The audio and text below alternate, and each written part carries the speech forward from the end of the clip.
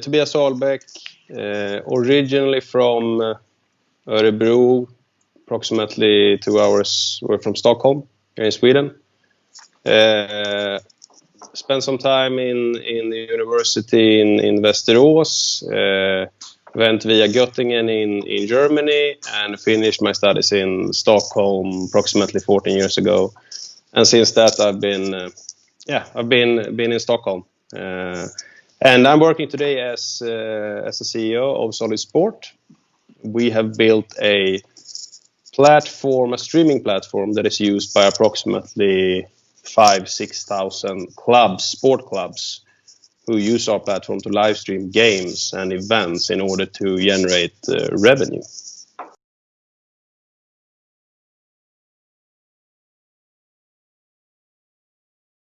If I have to pick one specific challenge or something like that, I would say the first 6 months as CEO of Netigate, I was only 32 at the time, so pretty young. When I took over the company, the first 6 months was really, really tough for me. I think I've never worked so hard in my life. We had issues with cash flow, sales forecast that was totally out of line. I had to reduce the staff by almost 30%, and I lost 3 out of 4 country managers, and all of this within like 2 months into my new CEO position. So that was really, really tough.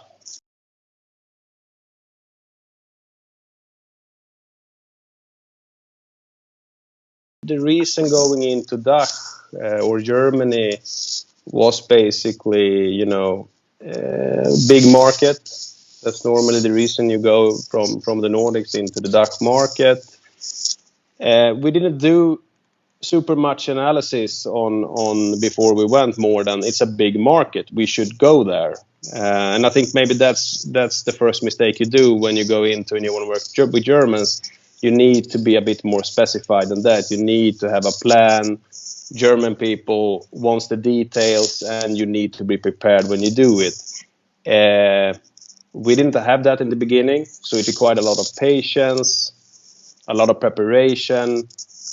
But once you get past this, and once you find the right people to work with, and you get the right guys on the ground, things starts to move pretty quickly.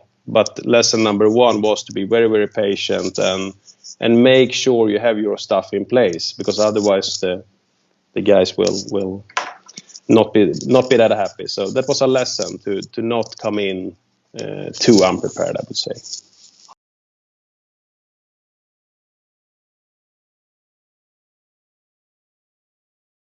Bit different, of course. I would say that in Sweden, maybe also Norway, it's a bit more sometimes happy-go-lucky.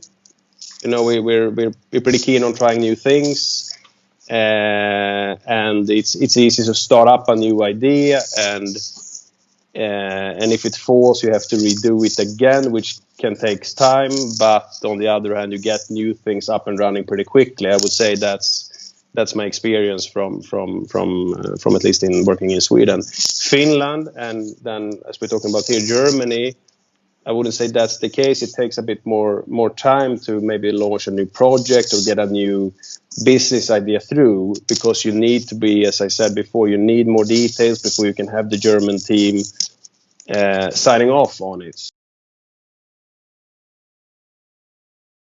A lot of the companies, very famous companies, startups, the last couple of 5, 10 years, 15 years, like Klarna, Spotify, iZettle, I think they have been given a picture of I don't know, the Nordic/Swedish leadership, and has probably paved the way for the way that you look at leadership, the modern way of leading people. However, the daily grinding, the discipline and the focus still needs to be there, and I think those things were also in place when these companies started up. So from that perspective, maybe the sort of the tech, these companies has paved the way and maybe given the Nordic leadership some kind of, it's been more popular maybe to implement that in for example German companies. Personally, yes, we took some of these maybe a bit more loose approach to things, to be a bit more flexible, to not be that hierarchical. Do you say hierarchical about this? You know, this is the manager, this is the employee. So of course, yes, we trim that down when we enter Germany and say we don't need to be so formal about everything.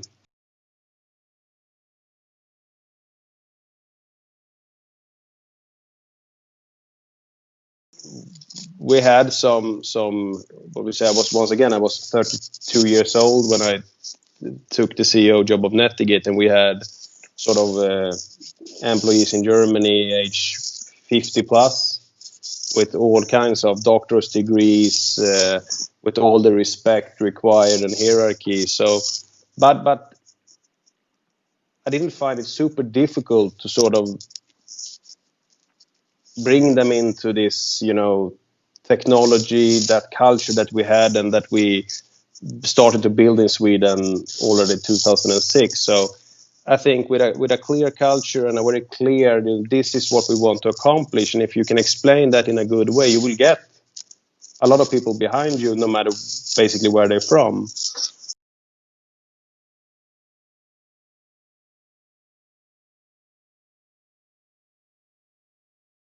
The first 2 months of this pandemic was obviously very, very sad for us.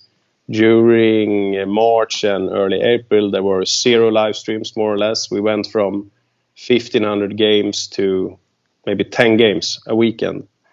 So that was tough, extremely sad, like for everyone. Then things started to open up in May, June with the youth sports. We were very strong in youth sports. So then business came back in June to normal. And from July and August and on, it fully exploded, since the need for live streaming sports without audience, without people in the arena, it fully exploded. And now we're in a situation where we have a problem handling all the incoming leads that we have. So it's been a true roller coaster this year for us.